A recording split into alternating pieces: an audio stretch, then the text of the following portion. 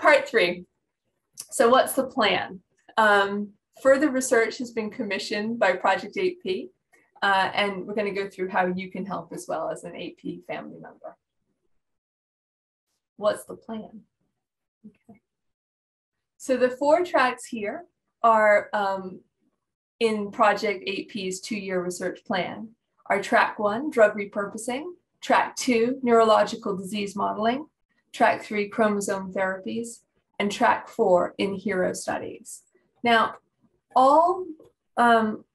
these are all part of the plan that Ethan and Sam have already described in previous research updates, and they also spoke about gene therapies, but those are not written into the research plans yet. Now, I was finding it difficult to keep track of the strands of research being proposed, and thought it might help if we put some imagery to what we were being told. So let's look at these in more detail and provide a little more background for all our families. Okay, drug repurposing is a great idea.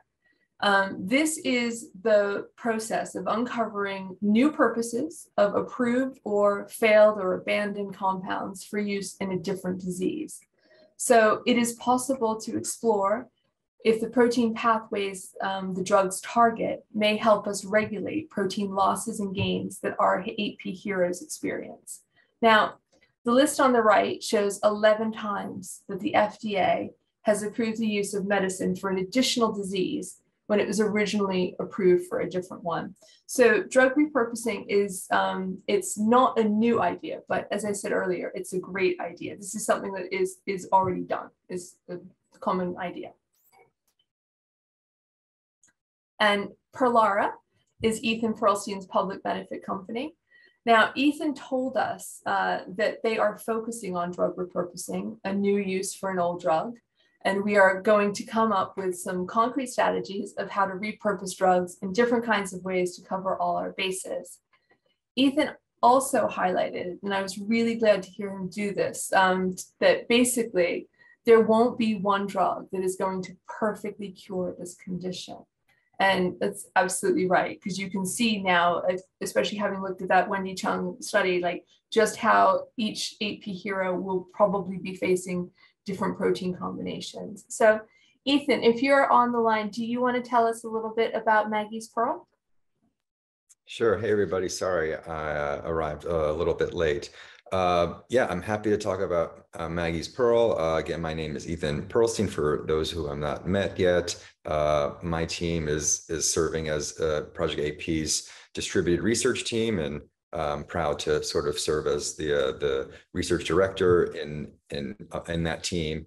And the experience, the clinical experience that I bring to the table is Maggie's Pearl, which is a joint venture that was created between Perlara and a family, a pioneering family, whose daughter was the first patient to take a medicine that was originally approved in Japan decades ago for use in adults to treat diabetic neuropathy. And using a set of unbiased disease models, we made a connection to a rare metabolic disease that Maggie suffers from.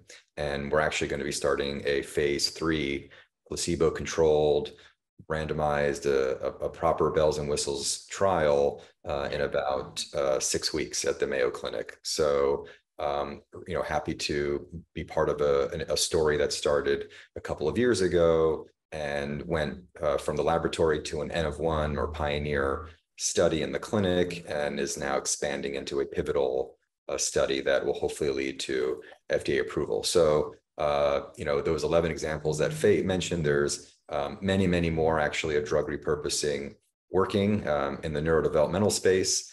There's a great example of low-dose ketamine that is being repurposed for a rare neurodevelopmental disorder that manifests as autism spectrum. So I think there are more examples than I can count on my hands, actually, of drug repurposing working.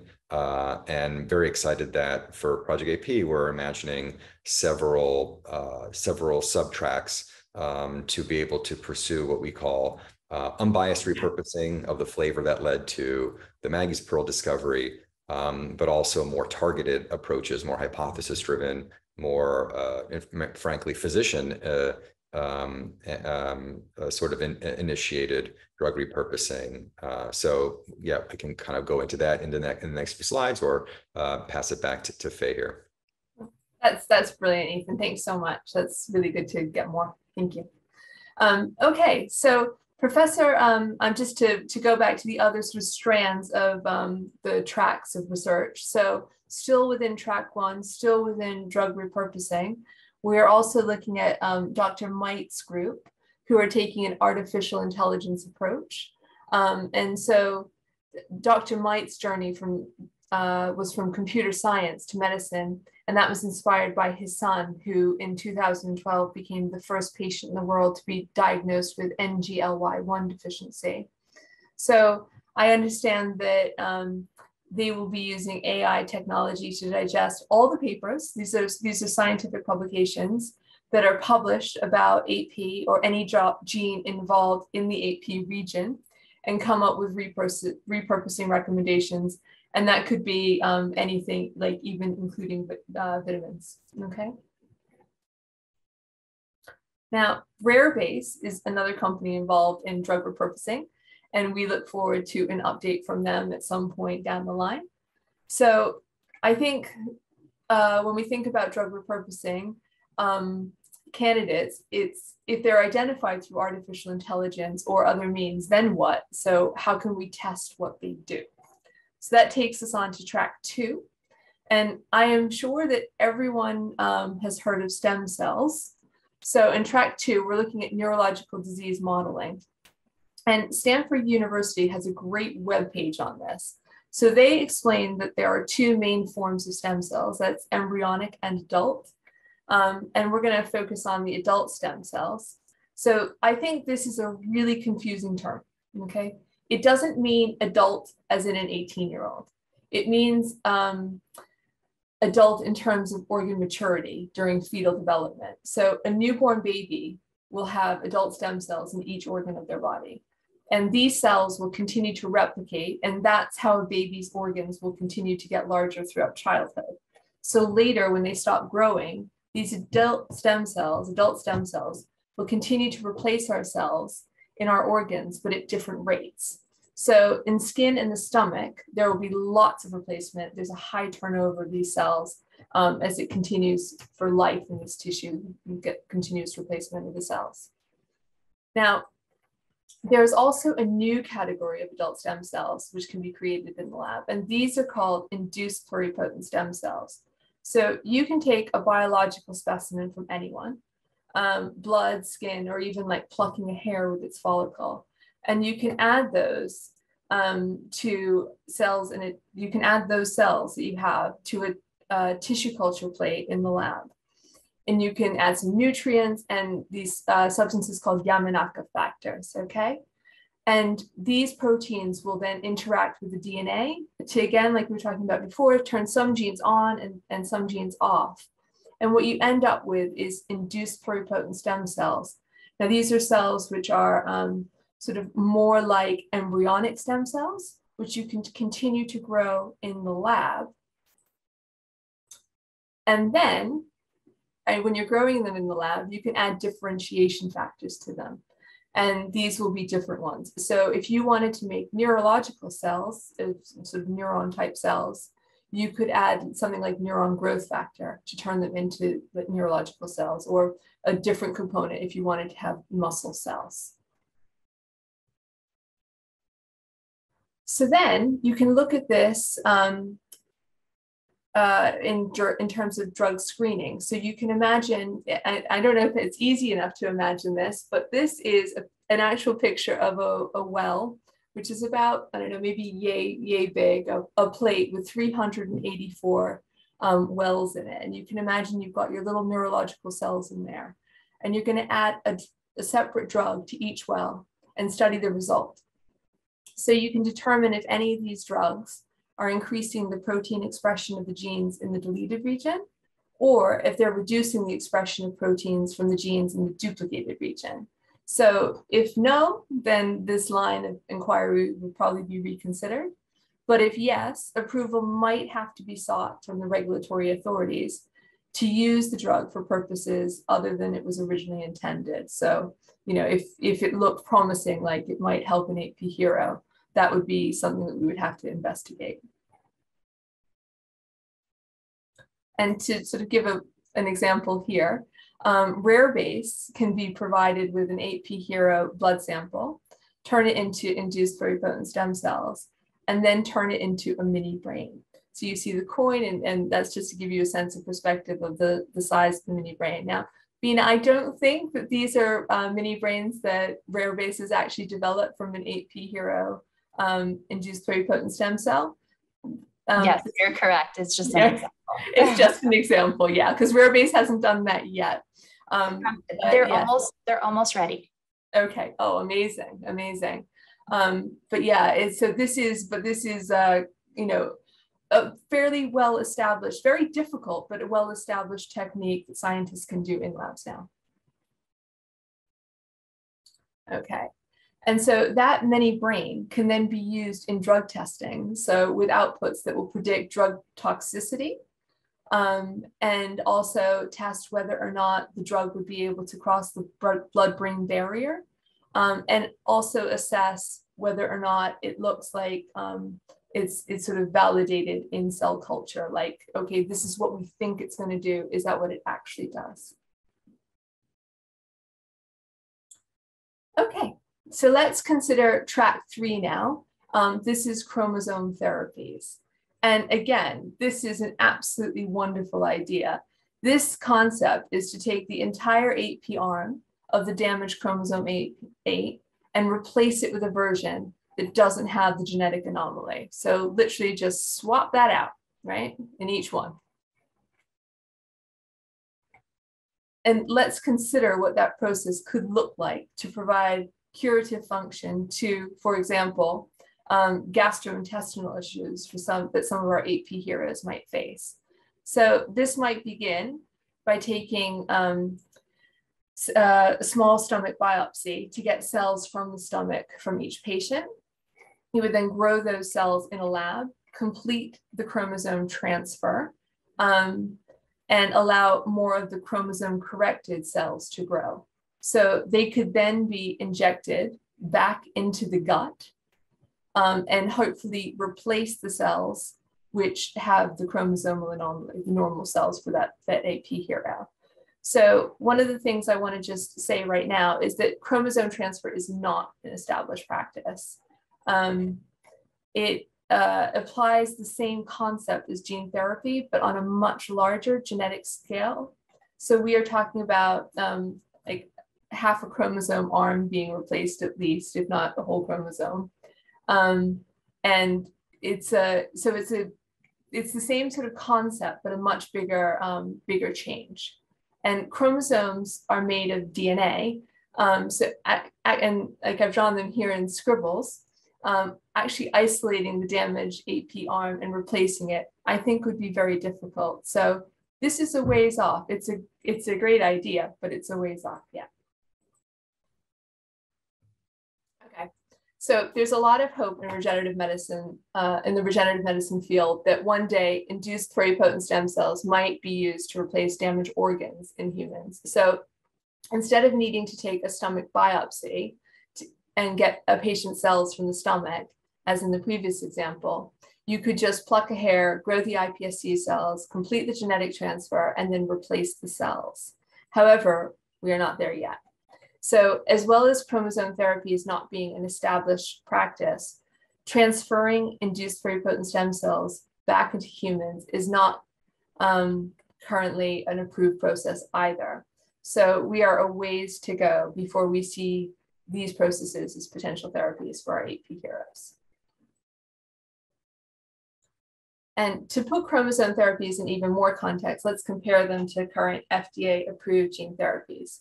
So over the last 10 years, these have started to come on the market. There were 16 total listed in a 2021 review. And very recently, we've seen in the UK approval of the Meldy, which is being used to treat metachromatic leukodystrophy. which causes severe damage to the child's nervous system and organs and results in a life expectancy of between just 5 and 8 years. Now, Livmeldy works by removing the patient's stem cells and replacing the faulty gene that causes MLD, and then re-injecting the treated cells back into the patients. It has a reported list price of more than 2.8 million pounds. So that's like just over $3 million, making it the most expensive drug in the world. Okay. But it can now be offered to young patients in the National Health Service in England. And that's, given the price, completely astounding. And that's also because there's basically, it's so rare. There's 4 babies born every year in England who would have that condition. But it gives us, I think, pause for thought. So when we consider gene or chromosome therapies, cost and symptom severity will play a big role in the cost benefit analysis, whether or not it's actually going to get funded. But these costs will be coming down as the years continue, and that's key. So as more drugs, as more gene therapies make it to market and we understand more, these dynamics will shift. And that will make, hopefully provide more possible options for families. And I think that brings us on to the question of where does that leave us, the 8P hero families? So when I first looked at the tracks and I thought about it, I was like, yeah, drug repurposing, brilliant. Like, hopefully we could possibly see something coming out in as early as 2, maybe 5 years, sort of in that region. With the neurological disease modeling, again, like hopefully maybe see something in the next 2 to 10 years coming out. Chromosome therapies, I'm thinking that's going to take longer. I personally, and I'll certainly ask for Ethan's input on this as well. I can't see that happening anytime within the next 20 years, but I'm not always right. And, like science is constantly surprising us. We never know what's around the corner. But the real thing that I'm most excited about, especially with all of you guys, is track 4, and that's in hero studies. So the goal here is to inform prognosis and study and support quality standard of care. So it will also assess future risks of disease, cancer, and other complications. And the timeline is now. So I've already mentioned that I only discovered Project 8P about a year ago, when I turned to the internet for help to try and figure out what was behind my daughter's ill health. And it was through Project 8P and communication with Dr. Wendy that my daughter, ended up receiving treatment for cyclic vomiting syndrome and is now doing a lot better than she was a year ago. So how can you help? And that is, if you have an 8P hero, by enrolling in the registry. So if you come to the 8P website, then you will be able to click that here. And when you click through, these are the surveys and studies that it will ask you to complete. Also gives you some handy time estimations.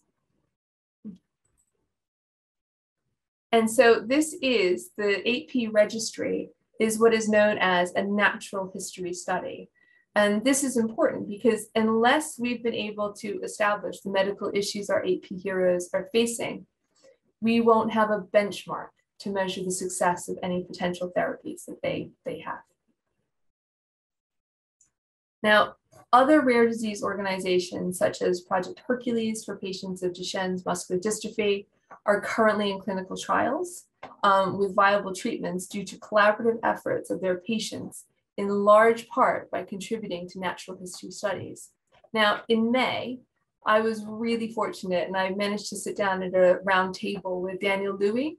He's the founder of Cure and Action Tay-Sachs, and he made a really astute comment that it was not good luck that they managed to get to clinical trial.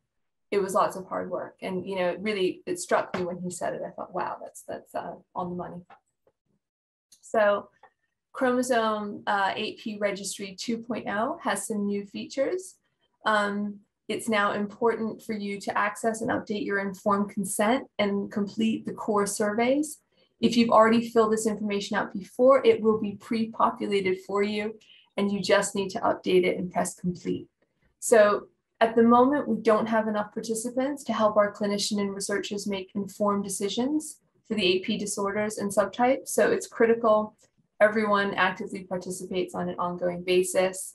The links are here. I'm sure that I think the plan is for these slides to become a PDF, so they'll be easy to click on if you get stuck at all. And when I was looking at this slide earlier, I certainly need to upload all my Madison's, my daughter's like clinical reports and stuff. And I was thinking, I don't have time to do that. But I just thought, you know who does? My mom. So I'm thinking, you know, we've got to figure out how we can get stuff done. And my mom has just been roped in. Okay. So also within track 4, the health data platform, like I said, we've got the chromosome AP registry. So that is a longitudinal natural history. It's got the electronic medical record data integration, clinical records, and this will help connect patients, clinicians, and researchers. There is the biobank, and this is where patients who have already contributed biological samples to Project 8P are being safely stored for genomic analysis and possible induced pluripotent stem cell generation. And we also have the AP clinical centers, which can provide multidisciplinary care. So that brings us to our final slide.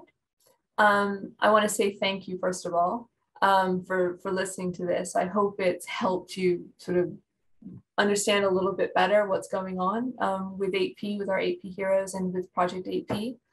And basically, the time is now. There is hope. Science is actually ready for us, and we are not too complicated anymore. So through Chromosome AP Registry, we can understand and build on the work done by Dr. Wendy Chung at Columbia University. Every individual that participates will bring us closer to understanding which genes are contributing to which medical outcomes. And eventually, this will assist with future therapies as they continue to evolve.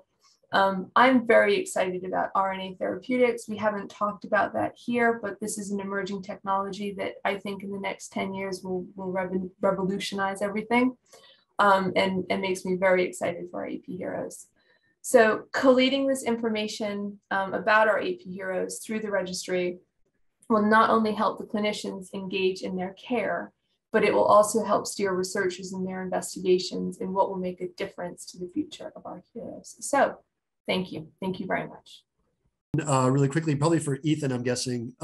Ethan, can you give us a sense for the relative weighting of the various efforts across these different tracks? Because you know, some of these have different potential maturities and different promise. Can you give us a sense for kind of how 8P thinks about weighting among these various tracks? Sure. I think right now I would sort of frame it as there are a number of seed investments or sort of early stage investments, and they're happening sort of across the 4 different tracks. It's not really being optimized for the identical dollar amount per track, but it's more that it's about sort of doing either capacity building sort of investments, or in the case of drug repurposing, for example, really trying to identify what are the models that would be useful and what are the potential rational targeted approaches that could be very quickly tested. So I think ultimately the idea is that Project 8P is serving this, I keep using this word seed investment because I want to draw this analogy to the fact that there'll have to be later on or follow on financing. And so Project 8P is not going to be able to support all of these projects all the way through the clinic, you know, let alone all the way through sort of drug approval. So the idea is to create some capacity, some data sets, some preclinical assets, some targeted mechanisms, and then be able to attract follow-on funding. And that could take the shape of a grant, a federal grant. Ideally, it would be that some of the individual researchers that are being funded to do these, do this early stage work, that their labs could join forces, and those principal investigators could actually go in on grant applications together based on data that they generated with Project 8P funds, and then it could also take the follow-on funding could take the shape of venture philanthropy at some point when you've made a discovery that sort of crosses a threshold into intellectual property, let's say identifying a drug or a drug class or a particular disease modifier or pathway, that could be something that's valuable and that the community doesn't necessarily have to support if investors or folks in this sort of in-between world, in between venture and philanthropy, can get excited about the potential here. So I think in terms of evaluating these strategies, we don't want to be hitting the refresh button, every month. I think we want to sort of let some of these experiments go and see what happens. Again, some of these are capacity building experiments. So it's getting a data set or a set of resources or reagents or strains or cell lines that others can then build on and derivatize and do further work on. But I think it's safe to say we probably want to be refreshing this document at least once a year. As Fay said, science moves incredibly fast. I think on the repurposing side, I think actually, if there were one thing I would sort of put out as a proposition that, I think under 2 years is not a crazy timeline for drug repurposing, at least, especially if you can use simpler cell models like fibroblasts, which aren't the be-all and end-all model, but they might be a good enough model. And there's already a project that's being funded by Project AP that is looking to see if fibroblast, patient AP hero fibroblast, could be useful substrates for drug repurposing. And if so, then that could really hasten timelines. Does that answer the question in terms of weighting balance and sort of how often you might refresh the tracks? No, that's great. Thank you. So how can we check in, or what's the process to check in to know whether or not we're actually registered or if we need to be updating anything? Great question, Amber. So on the Project AP website, there is a button to enroll in the registry. And if you follow those instructions and you already have access, that means that you've actually consented. If you can actually see the surveys that you need to fill in, that means that your consent is in the system. You can actually view your completed consent to even see what you opted in or opted out of, including the biospecimen collection, which is all voluntary. That's also, you can modify that and reach out to me or anybody on the registry staff that's been gone through the training and development and really understands all of the survey questions as well. So over here on this screen and on this slide, the surveys are here. We anticipate each participant, whether you're the caregiver or you're filling in information for your AP hero, to check in once every 6 months to make sure all of your surveys have been completed. And we'll be pushing out new surveys. We will be asking, has anything changed since the last time you've completed this information? And so you'll also be able to opt in to receive text notifications. That's a settings function. So we will send you texts if you said yes, you agree to receiving texts as reminders, as alerts. We'll also send you email notifications to say, we actually released a new survey. Please, at your convenience, check in and complete that. And as you can see here, we're trying to give an estimation of time to complete and the number of questions in each survey. Does that answer your question, Amber? It does, thank you. What your genetic test result is a question that is requested at the time of your consent. It's the next step. You can skip it, but if you don't have it handy. But when you can, you would go into your documents and upload that genetic test result so that we can actually understand exactly which genes, as Fay kind of showed, every AP hero has a slightly different diagnosis. And so we'll be looking at that lab report. If you can upload that, that would be great. We have a geneticist on our staff that's trying to extract all of that information. In addition, and the sky's the limit, frankly, but I can send a list of priority lab reports to add to this registry. You can also use a lot of additional features on the side left navigation. You can put in your medicine and supplements, your additional conditions that you may have, treatments, vitamins, supplements, medications, you know, again, that you're putting in, procedures that you may have. And that those are really to help you organize your own AP Heroes health information. And then we'll be able to see some of that on the registry administration side. But some of these components right now are really to help you, and we'll continue informing you if we need to opt in.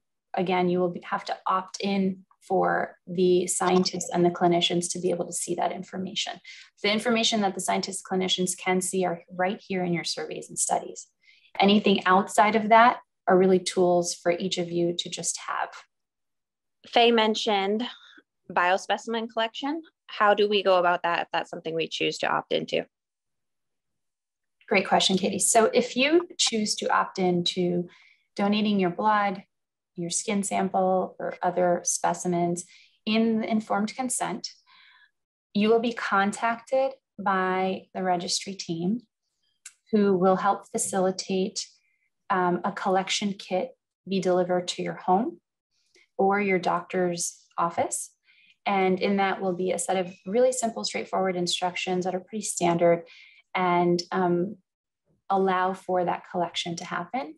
And there'll also be a return shipping label, which will send that specimen safely and securely back to our biobank. And again, we will notify you based on your settings and how you opted to be notified by email or, you know, mobile phone, text message. So just, you know, look out for that. And if you miss it, it's okay. We have somebody on the registry team whose job is to hold your hand throughout that process.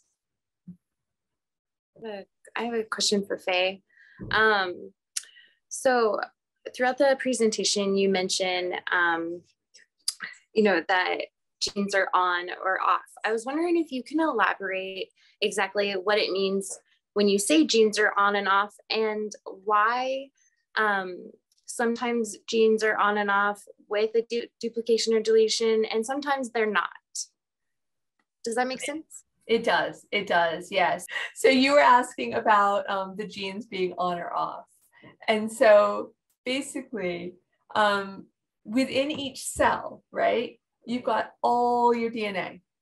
And so in order to, for the cell to function, it's not going to express every single gene within all the DNA. So when I say a gene is on, what I'm actually meaning is whether or not it's going to make protein of that gene, right? A protein version of it. So like, for example, in the brain, there's going to be certain proteins which are coded for, which are made into proteins in the brain. So some cloud-shaped ones, some arrow-shaped ones, etc. But in the heart, no, those ones won't be made, because otherwise those heart cells would be very confused and they might think that they were heart and brain, right? And so what happens with the AP Heroes, where those proteins are deleted, like there's not enough. So, you know, maybe where we see heart issues, it's because they don't have enough. In my example, I can't remember what it was, triangle proteins, right? But maybe in the heart, it's they don't have enough of these, sorry, you can't see. They don't have enough of these, they don't have enough of the diamond shapes, because that those genes are deleted with that chunk of chromosome which has gone missing, okay? So they're definitely off there because they're not being expressed, because that the DNA to code for it is gone. Whereas with the duplicated, there's now more of, so let's go down to the stomach. So say one of the genes that is needed for processing your food, right? You've got too many copies of it. So maybe it's spending your stomach processing into overdrive because you've got too many of these corner proteins because of that duplication. And those genes are on. Does that help? Yes, that helps. Thank you. You're welcome. And I'll add to that a little bit. I mean, yeah, when Fay's talking about expression, it's, you know, whether that gene is able to be expressed correctly. And there's when we talk about coding in DNA, there's information, exactly, this is the best slide, that allows that mRNA that's translated into proteins. And so some of the tracks and the technologies that Ethan's team and our researchers are also going to consider and evaluate is that we can modify that messenger RNA or that coding that's required, the set of instructions that are being sent for that expression to be optimal.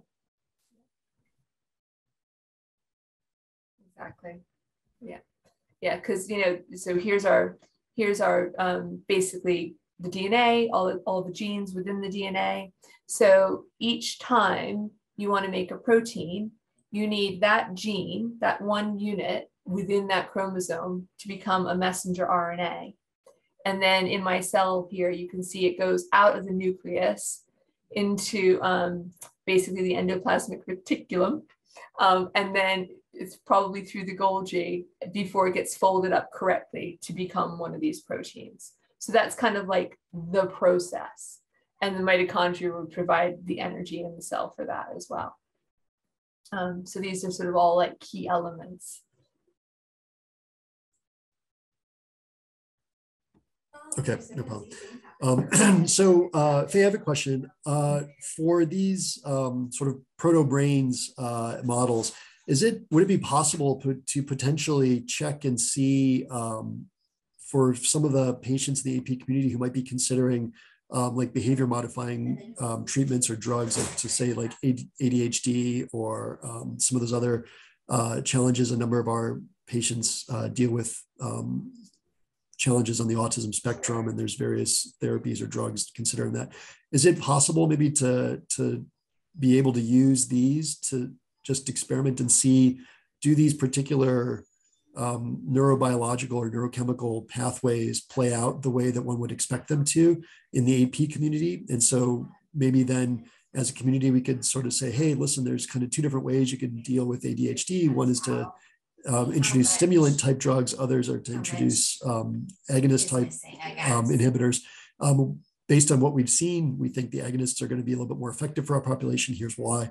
It's kind of a technical question, but just kind of the potential for being able to use this. Because right now, a lot of our conversations with neurologists are starting, well, you kind of throw darts on a dartboard, we see what works, and then we take it from there. And as a parent, I'm thinking, goodness, I wish there were a little more directed way we could do that, to have a little bit of sense of, well, try this dart first because we think it's likely to work. Over. Yeah, absolutely. I mean, I like that question a lot. And I think that if you were to approach that in the lab with a mini brain, right, what you would do is you would take that drug and you would have, say, and again, it depends on the AP, right, the AP hero and what actual, variant they have, because every single one might be slightly different, right, and how they're going to respond to that drug. So, say if you were looking at just those who have just the deletion, right, just the deletion. So maybe if you took 3 or 4 of those patients, those AP hero cells, turn them into mini brains, and you did the experiment where you added the drug, the ADHD drug, you would then want to compare that with, at least 4 examples of patients who did not have AP, right? Similar age, right? And then once you, hopefully, but you might not, the expected outcome, you would then see, what pathways you think are going to be affected. So you could look at that. You could look at that all in the lab. And then you can compare your AP heroes with your normals to see if the effect is the same. It will not actually tell you whether or not the drugs, how it's going to respond, how your AP hero is going to respond. It will give you information, and it will also be exceedingly expensive to actually run that experiment. Not to say that it shouldn't be done, but whether or not it's going to give you like the information you want to the extent that it's worth it is and be best use of funds. I think that would need costing basically before anyone decided to kind of go down that route. Yeah, and it may be the kind of thing where it's knowledge that we gain or build over time that's antecedent to other work that's being done. But just being able to alert the population in general, we find these to be more effective or the safer version of these kinds of treatments. That's the kind of stuff I think could be really helpful for parents. Definitely. And, you know, when I first started like looking at, you know, AP and understanding it, you know, in the very early days before I even approached anyone in labs, when I had taken time out of my career, you know, to be at home, I was thinking, you know, people should be actually like scientists should be begging us like for our AP hero cells, like, you know, if they're working on genes that are affected, you know, within the AP region so that they can be running experiments with our, you know, induced pluripotent stem cells of our AP heroes to see what happens. And then if we can kind of get out into the scientific community that way, you know, and join forces, I think that would be really, really powerful. And so that's where I, you know, hope that we'll see Project AP kind of like, you know, integrating over the next few years as well. Bina's already done an incredible job of like hooking up with like massive key players in the scientific community. And, you know, I think the wider we reach, the more mutual benefits everyone will see. And that's, you know, to me, it's is a, you know, where I see such promise. Yeah, that sounds like it sounds like makes a lot of sense. And I think you're right that we have kind of a perfect catalyst in a very effective organization, an engaged group of patients, and hopefully a robust patient registry that's going to yield a really great natural history. And that combined with the scientific expertise that we're able to marshal and the connections we've already developed, I think makes this potentially very exciting and potentially very impactful for our kids. I think so too. I have one more sort of small detailed question on slide 40, if we still have time. Do we have a sense for what the N of articles, like how many AP or gene related articles are out there related to the AP genes? So in other words, the AI tool is going to be pointed at how many articles? Are we talking about 20, 30, 500, 2,000, 17 million? So, Bina, you probably have a much better idea of this than I do. Like, you know, I think if you think about it in terms of the proteins, because those would, you know, so if I kind of actually look at that slide, but really look at, sorry, I'm away.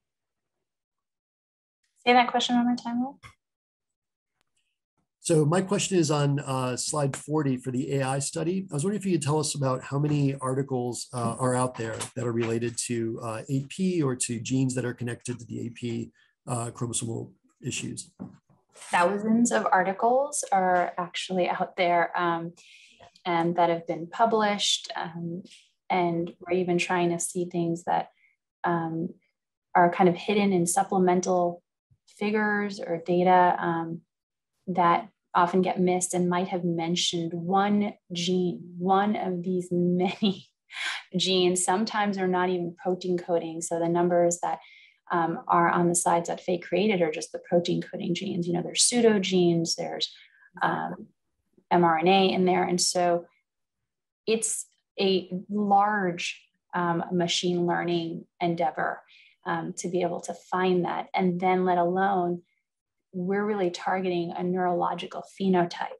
So some of these genes have roles in, you know, or have been mentioned, for example, in things that are just frankly unrelated to what we're trying to go after, or are not necessarily studies done in humans, and also not very translatable to some of our objectives here. So, you know, just mining through that data is definitely an endeavor. And so we're really hoping that some of our research partners can help create tools and build some algorithms. I'm really oversimplifying it, but be able to connect all of the relevant information that's out there, you know, in the universe, back towards thinking about real people that are impacted by the disease and how we can create some knowledge and useful insights from that.